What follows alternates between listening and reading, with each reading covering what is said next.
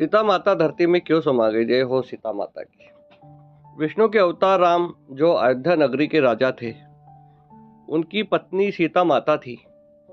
जब सीता माता को 14 साल का वनवास हुआ था, तब लंका के राजा रावण का हरण करके ले गए थे। वहां से लौटने के बाद राम भगवान ने उनकी एक परीक्षा ली कि उन्हें अग्नि को पार करना होगा। इस परीक्षा में भी सीता माता पास हो गई।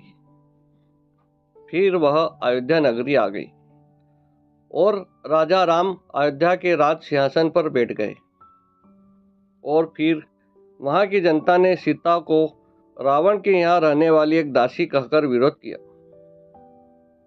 तो राजा राम ने उनको सीता वनवास लगा के घर से निकाला था और वह ऋषि वाल्मीकि के यहाँ जा बसी। उनके वहाँ 2 पुत्र हुए, लव और कुश। जब वह बड़े हो गए तो उनका जब राम से युद्ध हुआ तो उन्हें पता नहीं था क्या मेरे पुत्र हैं, तो उन पर वह बाण चलाने को तैयार हुए। तो इतने में उनकी माता सीता और ऋषि वाल्मीकि दोनों उपस्थित हो गए।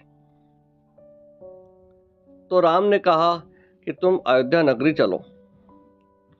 तो उनकी माता सीता ने उनसे कहा, मैं अयोध्या नहीं जाऊंगी, यह तुम्हारे दोनों पुत्र हैं, इनको आप ले जाइए। और सीता माता ने वहाँ धरती को साक्षी मानकर कहा कि अगर मैं सच्ची राम की पत्नी हूँ तो मुझे धरती माँ अपनी गोद में ले ले।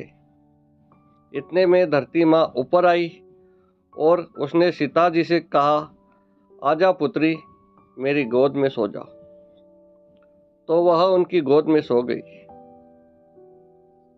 और इस तरह से सीता माता धरती में समा गई। जय हो सीता मैया की जय। आपको यह कथा अच्छी लगी हो तो चैनल को लाइक, शेयर और सब्सक्राइब करना ना भूलें। बहुत बहुत धन्यवाद।